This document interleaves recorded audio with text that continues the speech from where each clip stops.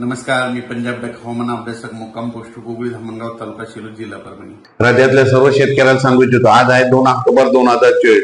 आज रात्रीच्याला बऱ्याच ठिकाणी म्हणजे विजेच्या कडकसह म्हणजे पाऊस येणार आहे, म्हणून हा अंदाज लक्षात.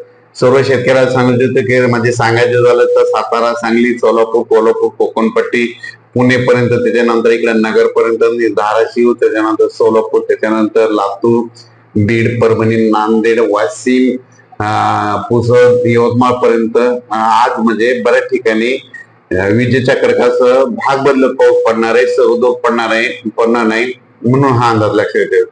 पण सर्व शेतकऱ्याला सांगतो की राज्यामध्ये सांगायचं झालं तर म्हणजे आता आज आहे 2, उद्या 3 ते 7 म्हणजे उद्या 3, 4, 5, 6, 7 ऑक्टोबर पर्यंत विखुरलेला स्वरूपाचा पाऊस पडणार आहे, भाग बदलत पडणार आहे, म्हणून हा अंदाज लक्षात येतात. कारण की राज्यामध्ये सर्व शेतकऱ्याचं म्हणजे सोयाबीन काढणे चालू आहे. सर्व शेतकऱ्याला माझी विनंती की तुम्ही काय करा, तुम्ही सोयाबीन कापल्याच्या नंतर तुम्ही त्या वर काही जण सुडी म्हणतात त्याच्यावर तुम्ही तुमचं ताडपत्री झाकून ठेवा. कारण की राज्यामध्ये पाऊस रात्रीच्याला येणार आहे, त्याच्यामुळे एखाद्या अचानक पाऊस आल्याच्या नंतर तुमची तारांबळ होऊ शकते, म्हणून हा अंदाज लक्षात.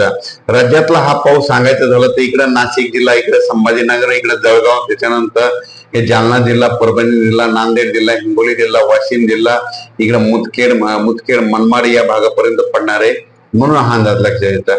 त्याच्यानंतर लातूर जिल्हा, धाराशिव जिल्हा, त्याच्यानंतर सातारा, सांगली, सोलापूर, कोल्हापूर, कोकणपट्टी, इकडे नगर, पुणे, संगमनेर, श्रीरामपूर, शेगाव या भागामध्ये 7 तारखेपर्यंत भाग बदलत पाऊस पडणार आहे.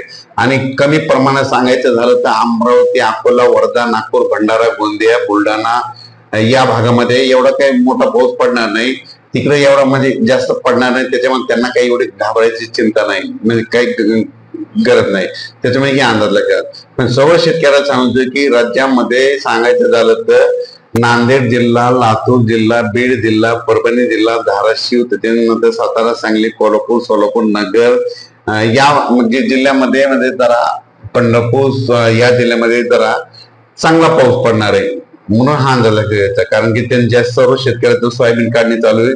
तुम्ही तुमच्या सोयाबीनची काळजी घ्या. अचानक वातावरणात बदल झाला तर परत एक मेसेज दिला जाईल, म्हणून हा अंदाज लक्षात घ्यायचा.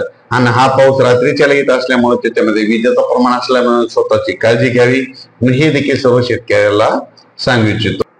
3 म्हणजे आज 2 ऑक्टोबर ते 7 ऑक्टोबर पर्यंत हा पडणारा पाऊस सांगायचं झालं तर इकडं वाशिम जिल्हा, नांदेड जिल्हा, हिंगोली जिल्हा, परभणी जिल्हा, जालना जिल्हा, बुलढाणा ते सिंदखेड राजापर्यंत, इकडं जालना, त्याच्यानंतर इकडे नगर जिल्हा, त्याच्यानंतर धाराशिव, लातूर, बीड, त्याच्यानंतर इकडे सोलापूर, पंढरपूर, सातारा, सांगली, सोलापूर, कोल्हापूर, पुणे, नगर जिल्हा आणि इकडे संगमनेर एवढ्यापर्यंत हा पाऊस जरा चांगला पडणार आहे.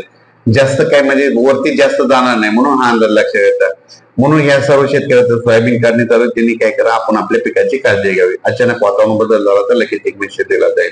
धन्यवाद.